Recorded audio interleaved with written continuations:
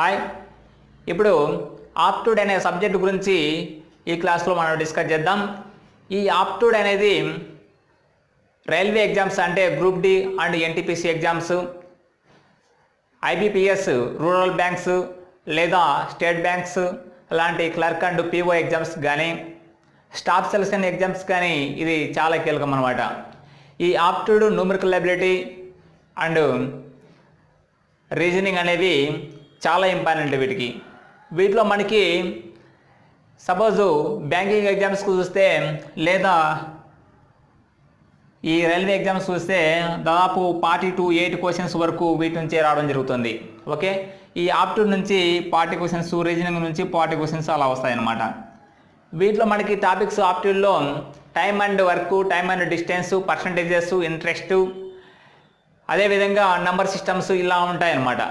Okay, వీటిలో మనము score చేయాలంటే మనం ఏ విధంగా చేయాలి, నాన్ మ్యాథ్స్ స్టూడెంట్స్ ఏ విధంగా వీటిలో కూడా స్కోర్ చేయగలగాలి అనేది ఇంపార్టెంట్ అనమాట. మనకు చిన్నప్పటి నుంచి మ్యాథ్స్ అంటేనే ఒక రకమైన భయం లాంటిది ఉంటుంది ప్రతి ఒక్క స్టూడెంట్లో కూడా. కానీ వీటి నాడి పట్టుకుంటే ఈ ఆప్ట్యూడ్ కానీ మ్యాథ్స్లో కానీ మనము స్కోర్ అనేది 100% చేయగలుగుతాం. ఉదాహరణకి ఒక బ్యాంక్ ఎగ్జామ్స్లో కానీ 40 క్వశ్చన్స్కి 40 క్వశ్చన్స్ వస్తాయి. వాటిలో మనము 40/40 అంటే 40కి 40 స్కోర్ తెచ్చుకోగలచ్చు, నాన్ మ్యాథ్స్ స్టూడెంట్స్ అయినా మ్యాథ్స్ స్టూడెంట్స్ అయినా కానీ. అయితే మ్యాథ్స్ స్టూడెంట్స్లో చాలామంది వరకు 40కి 40 వాళ్ళకు వచ్చి ఉంటాయి. వాళ్ళకి 1 అవర్ టైం ఇస్తే లేదా ఒక హాఫ్ అన్ అవర్ టైం ఇస్తే వాళ్ళు ఖచ్చితంగా 40కి 40 ఆన్సర్ చేయగలుగుతారు. అయితే మనకి ఎగ్జామ్స్లో ఏ విధంగా ఇవ్వగలుగుతాయి, ముఖ్యంగా టైం మేనేజ్మెంట్. ఈ 40 క్వశ్చన్స్ ఇచ్చేసి 20 minutes మాత్రమే టైం ఇస్తాడు. అంటే ఈ ఒక సెక్షన్స్కి నేను చెప్పేది, ఒక సెక్షన్కి మాత్రం 20 minutes టైం ఇస్తారు. ఇవి వచ్చేసి చాలా లెంగ్తీగా ఉంటాయి. క్వశ్చన్స్, ఆన్సర్స్ లెంగ్తీగా ఉంటాయి. ఆన్సర్ రాబట్టాలంటే ఆప్షన్లో రైట్ ఆన్సర్ రాబట్టాలంటే లెంగ్తీగా ఉంటాయి. అలాంటప్పుడు 20 minutesలో 40 క్వశ్చన్స్ అంటే 1 minute 2 క్వశ్చన్స్ లేదా ఒక్కొక్క ఎగ్జామ్లో 1 minute 1 క్వశ్చన్, అలాంటి ఒకసారి కష్టతరం అవుతుంది ఈ ఆప్ట్యూడ్ ఎగ్జామ్లో. ఓకే, ఇలాంటప్పుడు మనం ఏ విధంగా 40 క్వశ్చన్స్కి ఆన్సర్ చేయగలగాలి. చాలామంది వరకు మ్యాథ్స్ స్టూడెంట్స్ అయినా నాన్ మ్యాథ్స్ స్టూడెంట్స్ అయినా అని ఈ 20 minutesకి 20 లేదా 30 క్వశ్చన్స్ వరకు అటెంప్ట్ చేసే వాళ్ళు మాత్రమే ఉన్నారు ఎక్కువ మంది. ఎందుకంటే టైం సరిపోలేదు అంటారు. తర్వాత ఎక్కువగా చాలా 1% మెంబర్స్ మాత్రమే 40కి 40 ఆన్సర్ చేయగలుగుతారు. కానీ అందరికీ వచ్చు, 100% మెంబర్స్కి ఆల్మోస్ట్ ఆల్ 40కి 40 ఆన్సర్ తెలుసు. కానీ వాటిని ఆన్సర్ రావడానికి ఈ టైం సరిపోదన్నమాట. మరి టైం మేనేజ్మెంట్ ఏ విధంగా చేయాలి, నాన్ మ్యాథ్స్ స్టూడెంట్స్ 40కి 40 ఏ విధంగా తెచ్చుకోవాలి అనేది ఇప్పుడు మనం తెలుసుకుందాం. ముఖ్యంగా వచ్చేసి చాలా కోచింగ్ ఇన్స్టిట్యూట్లో షార్ట్ కట్స్ చెప్తారనే ఉద్దేశంతో చాలా కోచింగ్ ఇన్స్టిట్యూట్లుగా చేరుతాం అన్నమాట. ఓకే, లేదా ఒక ప్రామాణిక పుస్తకం లేదా 2-3 పుస్తకాలు మనం తీసుకొని వాటి ద్వారా మన ఆప్ట్యూడ్ అనేది నేర్చుకోవాలని అనుకుంటాం. కానీ కోచింగ్ సెంటర్లో ఫార్ములా బేస్డ్ కానీ లేదా ఫార్ములా బేస్డ్ కాకుండా అదర్వైజ్ షార్ట్ కట్స్ కానీ కొన్ని కోచింగ్ ఇన్స్టిట్యూట్లో చెప్తారు, కొందరు చెప్పరు. అదేవిధంగా మనకి అన్ని టాపిక్స్ మీద అంటే సపోజు ఇంట్రెస్ట్ కానీ, నంబర్ సిస్టమ్ కానీ, time and work, time and distance, ఇలా అన్ని టాపిక్స్ మీద మనము షార్ట్ కట్స్ చెప్పడానికి అన్నిటికీ పూర్తిగా సాధ్యపడకపోవచ్చు, లేదా ఫార్ములా బేస్డ్ చెప్పవచ్చు అనమాట. చాలామంది వరకు షార్ట్ కట్స్ చెప్పినా కానీ అర్థం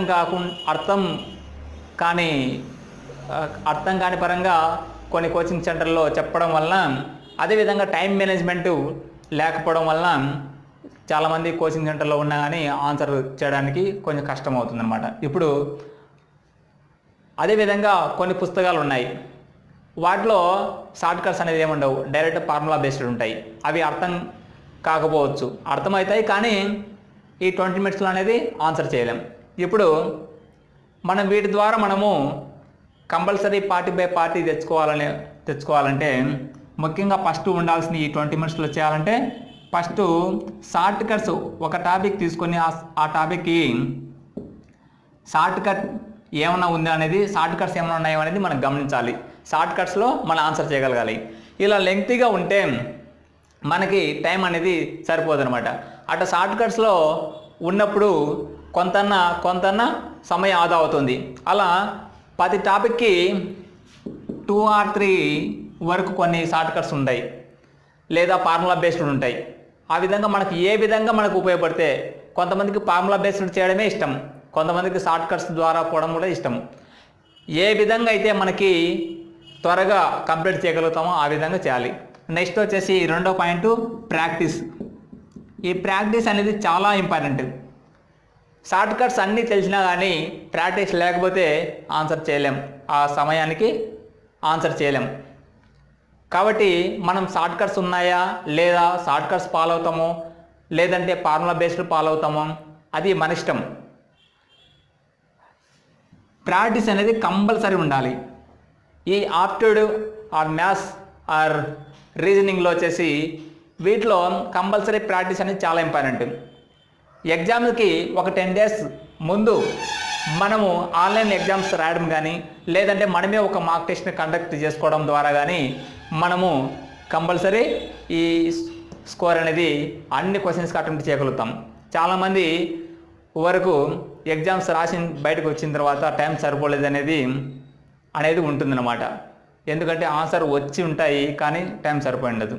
ఇక నాన్ మ్యాథ్స్ స్టూడెంట్స్ వచ్చేసి కొందరికి చిన్నప్పటి నుంచి వాళ్ళ సైన్స్ బ్యాక్గ్రౌండ్ ఉండడం వలన ఈ మ్యాథ్స్ అనేది కొంచెం టఫ్గా ఉంటుందేమో, వీటిలో మనము రాణించలేమేమో అనుకోవచ్చు. లేదు, అవసరం లేదు. వీటి నాడి మనం పట్టేస్తే నాన్ మ్యాథ్స్ స్టూడెంట్స్ అయినా ఎవరైనా కానీ మన స్కోర్ అయితే కంపల్సరీ తెచ్చుకోగలుగుతాం, జాబ్ అయితే తెచ్చుకోగలుగుతాం అనమాట. ఓకే, ఈ ఆప్టిట్యూడ్ నుంచి మనం క్లాసెస్ అనేది షార్ట్ కట్స్ నుంచి, అదేవిధంగా ప్రాక్టీస్ కోసం కొన్ని ఎగ్జాంపుల్స్, అదేవిధంగా మన వెబ్సైట్ నుంచి కూడా కొన్ని ఆన్లైన్ ఎగ్జామ్స్ కూడా కండక్ట్ చేయడం జరుగుతుంది. ఓకే, కాబట్టి వీటి నుంచి మనము ముఖ్యంగా గుర్తించాల్సింది ఫస్ట్ ప్రాక్టీస్. షార్ట్ కట్స్ తెలుసుకొని ప్రాక్టీస్ చేయడం మొదలు పెడితే వీటిలో సింపుల్గా చేయవచ్చు అనమాట. వీటి కోసం ఎక్కువ సమయం కూడా కేటాయించాల్సిన అవసరం ఉండదు, 20 minutesలో కంప్లీట్ చేయవచ్చు. ఓకే, ఇప్పుడు మనం వీటి గురించి అంటే డిఫరెంట్ టాపిక్స్ గురించి మనం నెక్స్ట్ క్లాస్లో కొన్ని షార్ట్ కట్స్ లేదా కొన్ని ఫార్ములా బేస్డ్ ఉపయోగించి మనం డిస్కస్ చేద్దాం. Okay, thank you.